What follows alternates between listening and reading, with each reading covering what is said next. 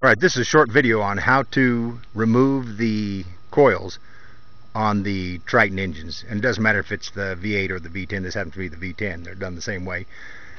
So this is on a Ford. This one's a Ford F250 with the Triton V10. And the Tritons used the coils directly over the spark plugs to generate the spark. What the coils look like is this right here. So I've had one blown off.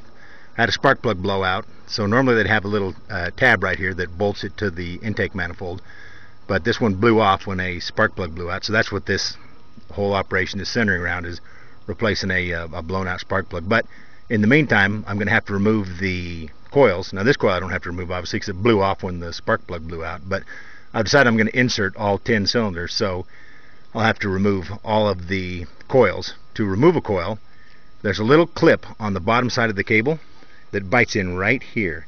So what you're going to want to do is, when you're tugging on the cable, you're going to make sure to reach your hand around and underneath, and with your finger push on the little tab. The tab is on the cable, not on the body of the coil. So you want to reach under there on the cable, push that little tab, and then slide the cable back out. So I'll do it on this first one. So now, of course, it's a lot cleaner in here because I've got everything pulled out of the way. But here are the coils.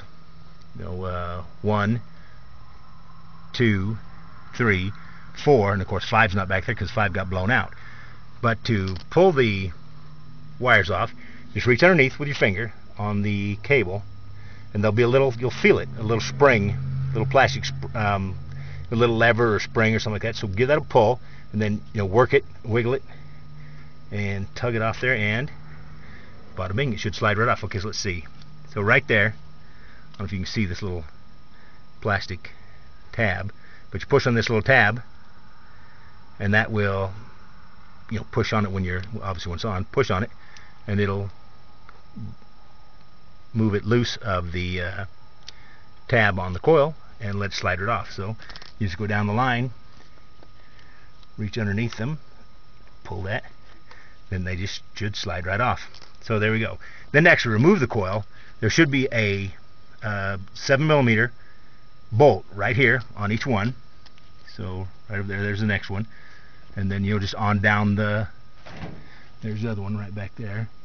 So you just remove those bolts, and the coil, I've already loosened this bolt, and the coil should slide right out of there. So when if you have a if you're missing a spark, or you have a problem, or a failed coil, open coil, that's all there is to it. Just reach underneath this, push the little tab, slide the connector loose, undo this bolt right here, slide the coil off, slide the new one on, and you should be good.